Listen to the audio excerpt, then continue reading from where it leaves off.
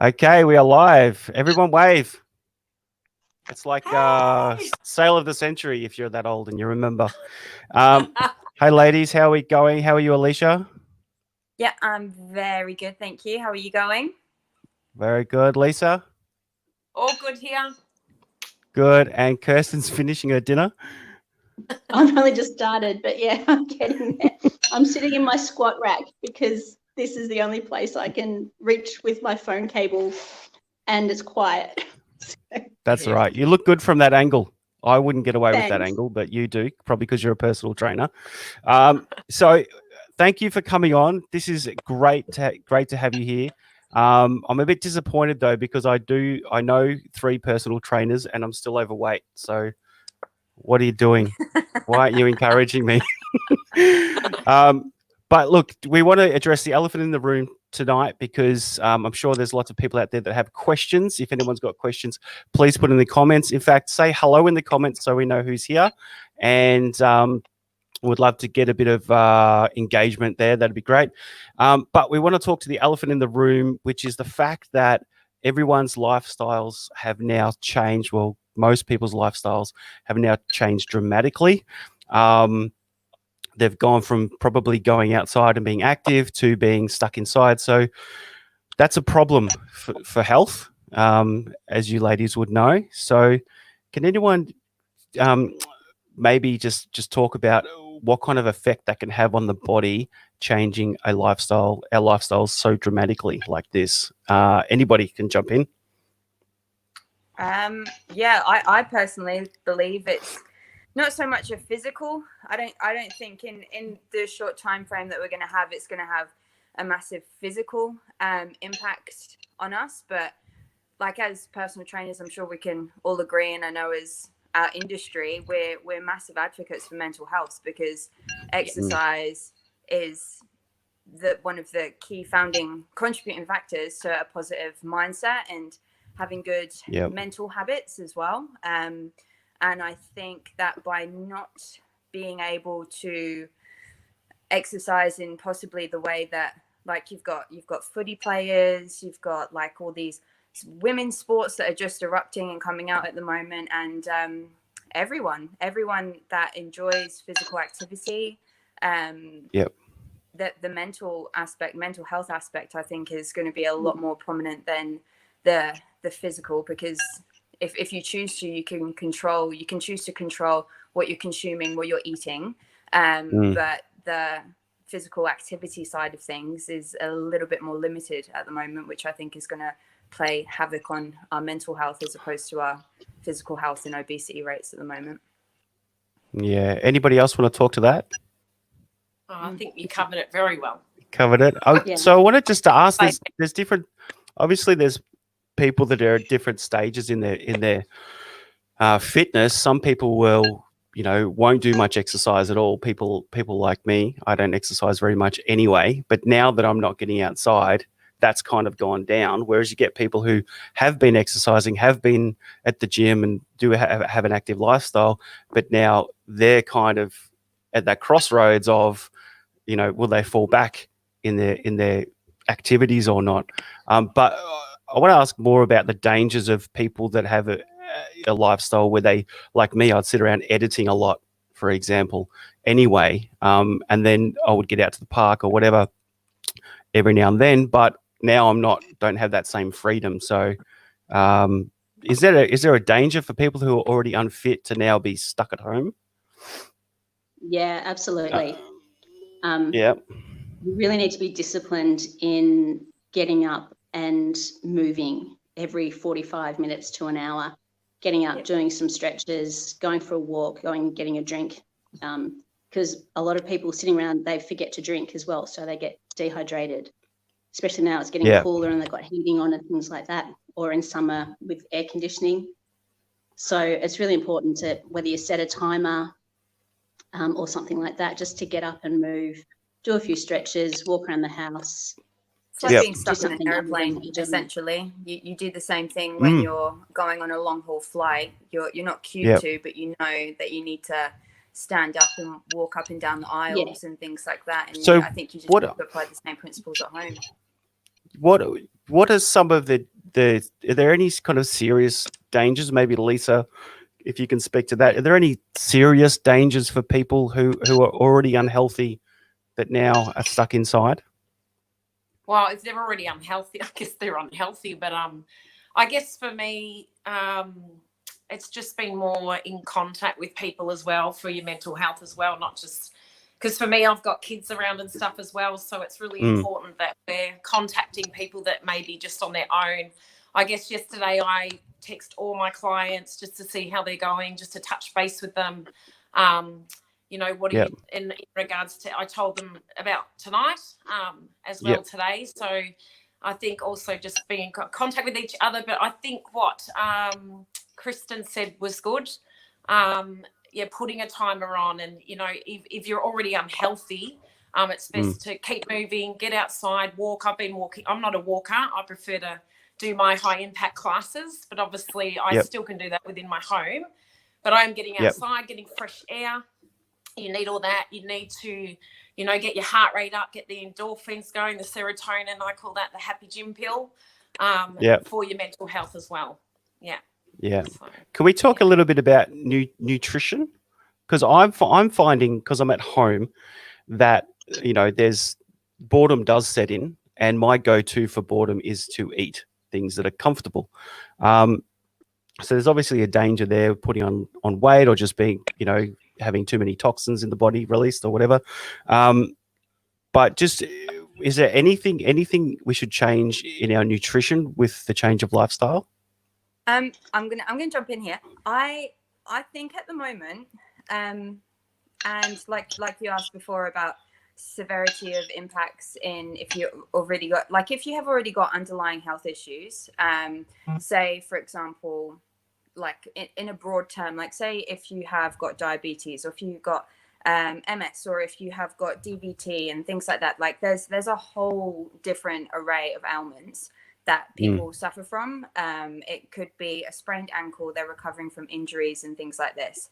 And I think for someone, just touching on your last question, for if there's any serious health issues, I think it's completely dependent on the individual. It's completely dependent on the person, and sitting around for 8-9 hours a day, that's for like what 60-70% of the population. We are already doing that. We lead quite sedentary lifestyles in a broad term anyway, by being off, like working in an office, working, driving. So for some people, the only daily movement they would get would be walking from their front door to the car. From the car, they're sitting in traffic, or they're jumping on the train, and then they're again seated, they're walking to their office. So you might actually find it would be like a really, really interesting topic to kind of like cover. But you might find that people that were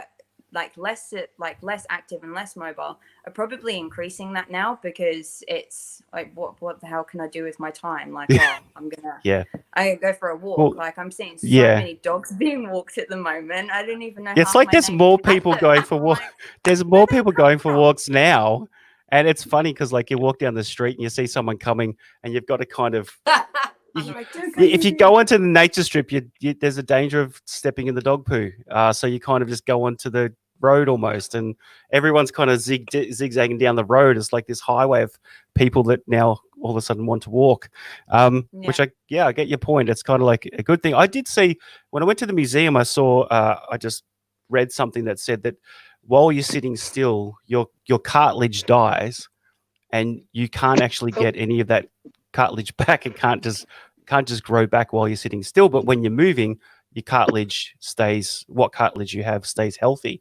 So maybe I'll direct this one at. Hold on, let's click that. Kirsten, for a second. What are some of the dangers? Because I want to highlight all the problems first, and then we'll talk about some of the benefits. But what are some of the dangers, Kirsten, in terms of, you know, stuff like that, like cartilage, joints, posture? What are the things we're trying to avoid doing? Yeah, there's dangers with all of those things. High impact exercise is beneficial for your joints and bone density.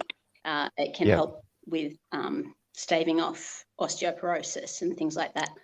So any movement is better than no movement. So just sitting there, if you're sitting at a desk all day, make sure you're sitting up nice and straight and you've got good posture. Elevate your feet if you need to. So make a block or some, or you don't get phone books anymore. They used to be really good for putting your feet on. And keeping that blood hang on a sec. circulating. So you elevate your feet, because I was taught that you put your feet under your chair and that makes you sit up straight. But you're saying elevate. If you put your feet on a block or something so that you've got right angles at your knees and at your ankles pretty much, that helps the blood circulate. If you tuck your feet under your chair, it can start to pinch off nerves and arteries and things in your legs. And that's why you might get a tingly sensation in your feet while you're sitting there like that. So that's a really good point. That's like the DVT, like you get on long haul flights by having your feet crossed. So keep your feet separated as well. And like I said before, getting up and moving around. And with your posture, should you be kind of exaggerating, like pulling your shoulders back, or just is it that important with your shoulders and that? Not really. If you're working on a keyboard all the time, you will find that you sort of end up with your shoulders pulling forward because your chest muscles have been weakened, and you're naturally going to be pulled forward. So I find with my clients, a lot of them that have desk jobs have that almost hunched look, and so we have to work on correcting that through the weights program that we do. So we're looking at during the assessment, we're looking at things like that needs correcting, and that's how we prescribe the exercise. And I'm sure Alicia and Lisa are the same. So I find posture and technique is the biggest thing, isn't it? Posture. Yeah, absolutely. Yeah. Very good. So we want to talk about some of the benefits of exercise, and you guys mentioned mentally. So it sounds like it's kind of a cycle of, if you're good mentally, then you will exercise, and if you exercise, then you'll be good mentally. Is that kind of how it works, or not really? Alicia, she's like, this guy's such an amateur. She's like shaking her head. I'm trying, okay? I'm trying my best. No, Go on, Alicia. You do it. I'm passionate about, and I've studied and I've looked into it quite a lot. And for the majority, and this isn't just directed at women, it's also directed at men, because we all instinctually we all go through the same feelings in regards to our bodies, whereas women, we vocalize it a little bit more than maybe men do.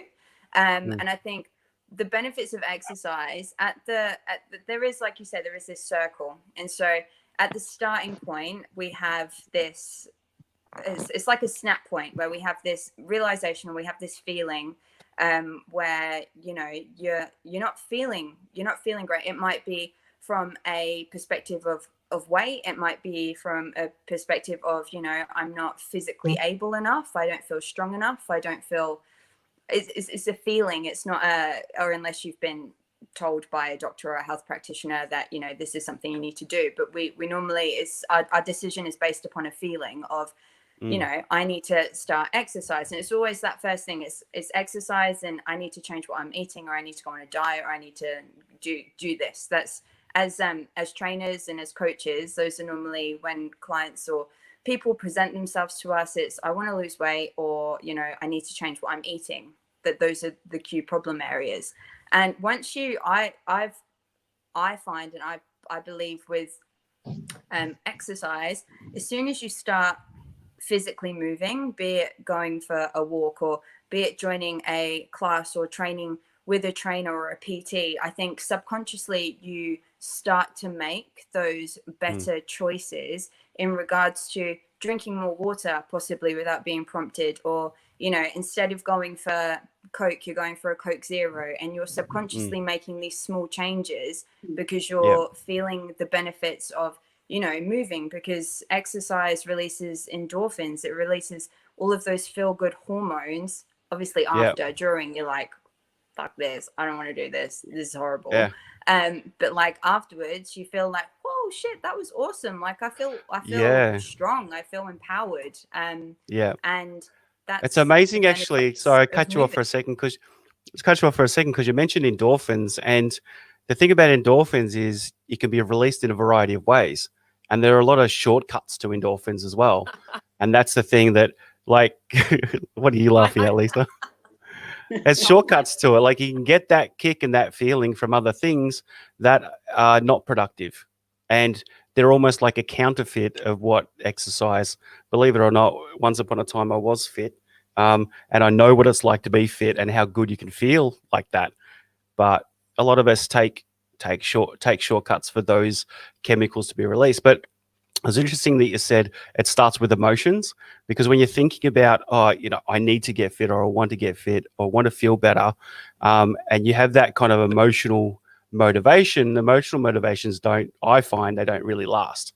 But I like what you said about just starting something and then getting a Well, it little all starts taste from of it. just even And just then, going through Google, like, and that's the first thing. Like, I did some research earlier last year about if you type into Google, oh my god, what did I Google? What makes a woman? And the first thing that comes up is like, what do women want, or something like that. It was in regards to that. But the first 2 to 3 things, because when you do a keyword search, it comes up with related articles prompts. underneath, doesn't it?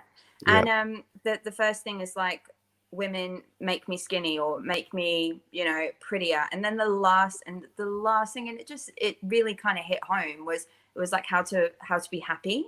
And it's like, that should be at the top, like, and it's pretty crazy. We're cruel to ourselves. Everyone is cruel to themselves. And I think All right, that's so- the whole. I was just going to say the social media component of it is, I guess, people coming in and saying, I want to look this way. I always ask them, why do you want to look that way? Why do you want to feel that way? Getting behind the emotion of it. And I guess it's more about a lifestyle change. It's more about, a good analogy is, I guess, if you've got kids and you want to be able to go on a bike and ride with them, and you can't even walk up a hill with them.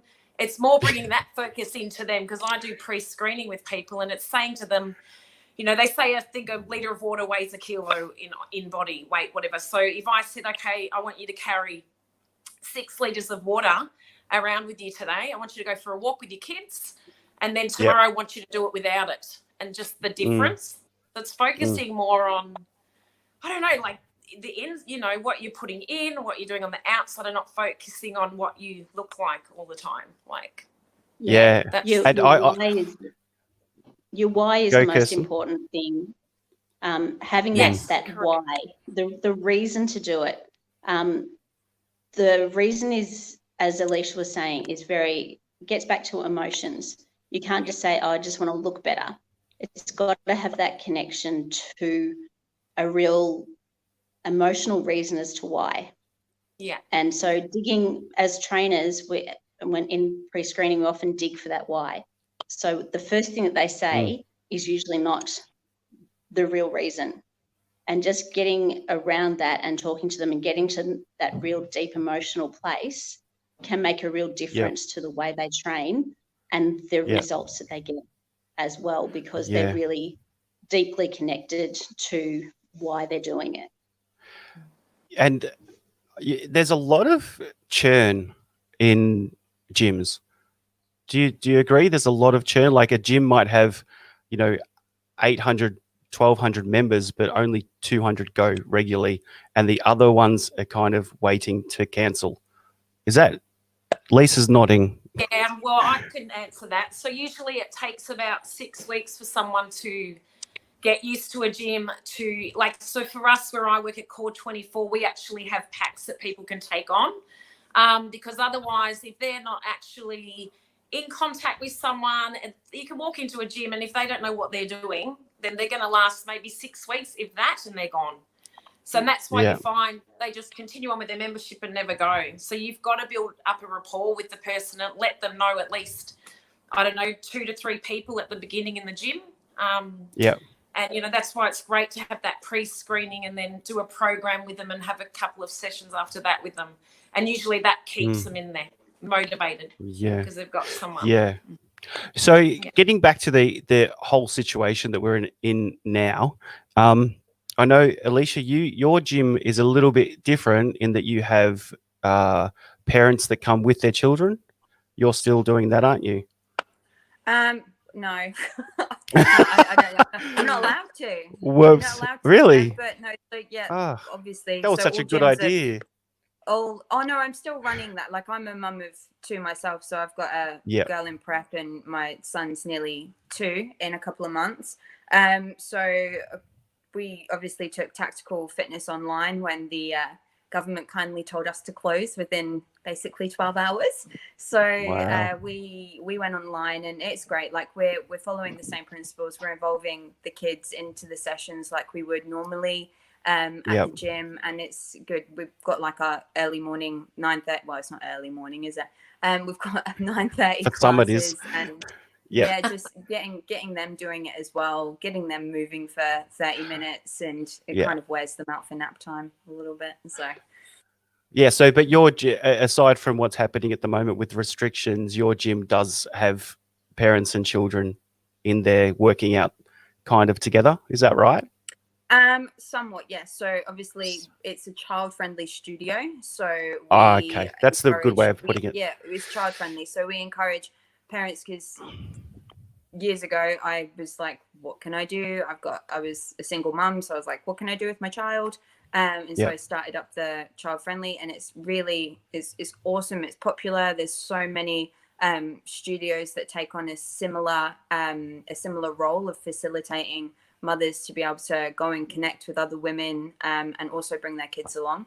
And when you've got 3-4-year-olds, they're just like, whoa, that looks like fun. I want to do that too. So in the cardio classes, they're jumping up and down, like they're involved, and it's really awesome to watch them create those healthy habits as well. So I'm gonna go to Kirsten in a second, but I do want to ask you quickly, because you're used to arranging the activities, family activities and stuff.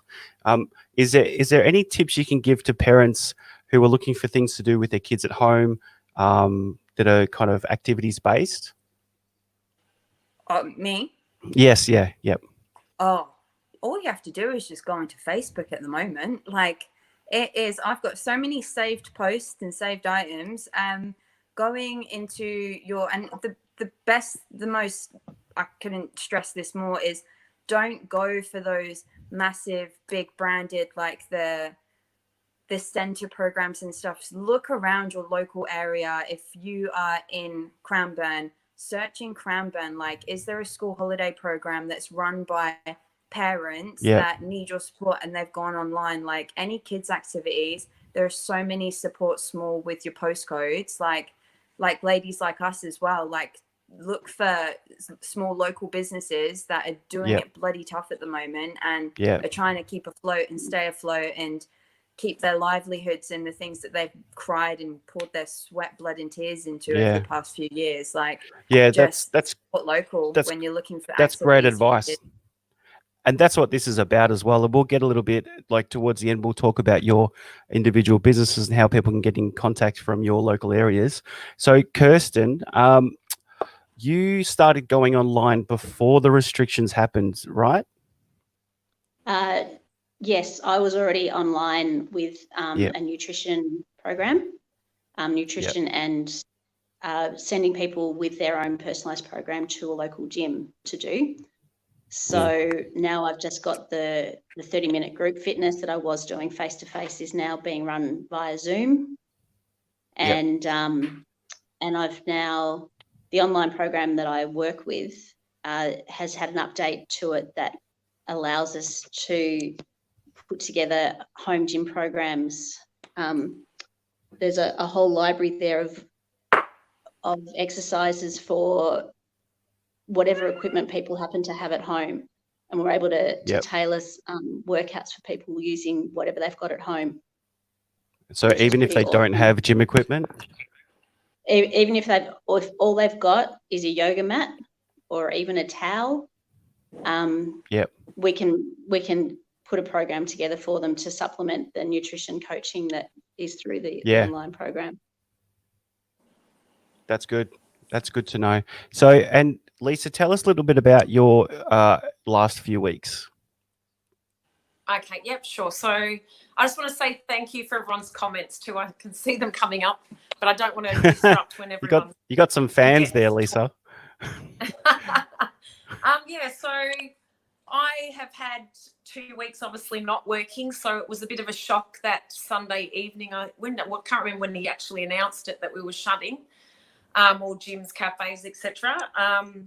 So about a week or maybe 2 weeks prior to that, I actually had a conversation with my boss. So I don't know if she's online watching, but I thank you again, because I was actually about to go out on my own as my own business and rent from Core their space.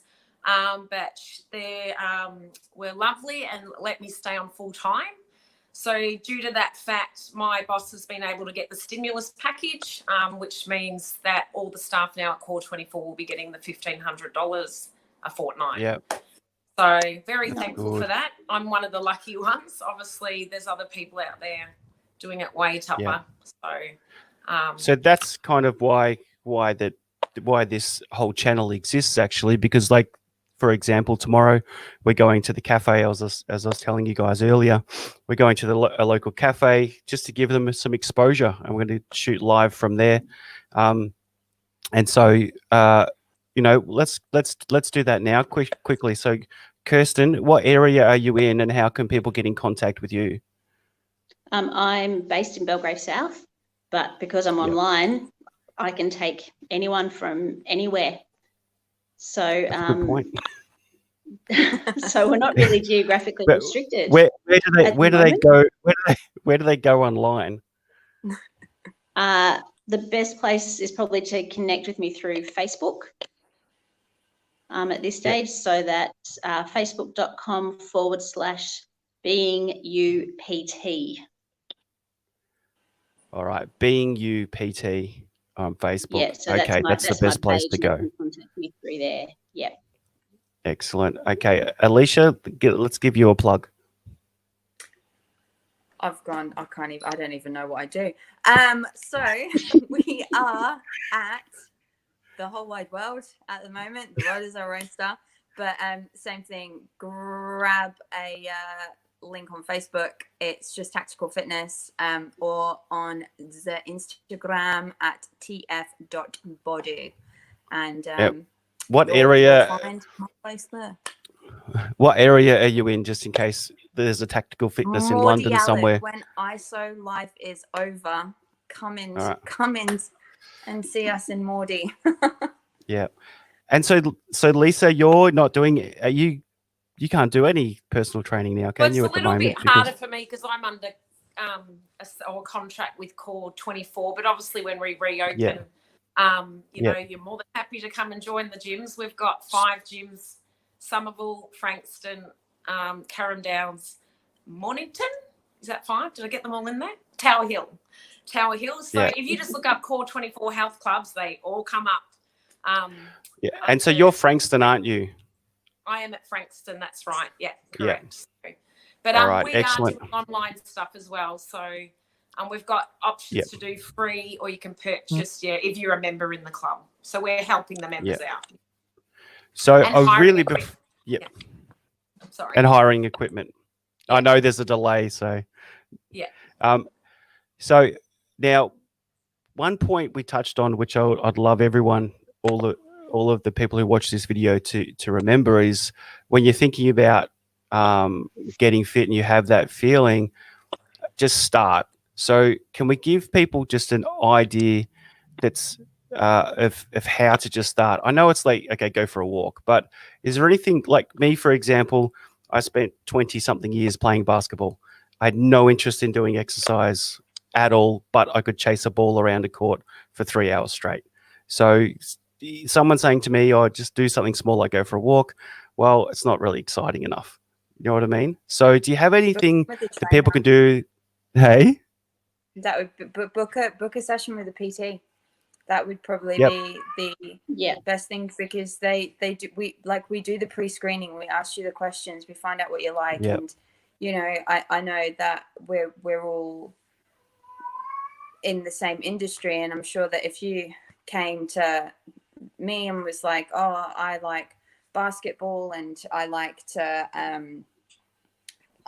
I like to do pole dancing, and I was like, well, I don't do any of those things. So, or like, you know, I like the look of doing pole dancing, but I knew that, for example, someone in Belgrave, like Kirsten did that. It would be a case of, you know, well, it's like a referral scheme. It's like, okay, Chad, like you don't like this. Well, I know this other person that's going to be probably a great fit for you. And you get the opportunity. Like if you're saying just start and joining a gym, make sure that if you are just like, if you're joining somewhere like Core, for example, make sure that you take advantage of like booking in those PT sessions with someone like Lisa, and so that you can get to know someone and they can help you kickstart whatever whatever journey you're going to go on. So you're saying it's kind of like a case by case thing. What's going to work for one person is not going to work for another person. Now, do you guys do so that people can, when they contact you and they can start, can they start with a free session? Yes. Do you offer a free session so they can get a feel for it? Yep. Yep. Cool. So I do a free consultation, which I can obviously now do over Skype or Zoom. And with the group fitness, I'm actually doing free sessions this week with the Zoom group fitness. And if someone was to come to me later and just said, oh, can I give it a go? Yeah, for sure. I'll give them their first session for free just so they can try it out and see whether it really matches what they want to do. Excellent. Well, I think we've said about everything we need to say for now. Thank you so much for coming on. And I know that a lot of people are going to get a lot out of this. So good on you, ladies. Thank you very much. We'll probably end it there. All good? You're welcome. Thanks, Shad. Sweet. Okay. See you guys. Thank you. Bye. Bye. We're almost gone.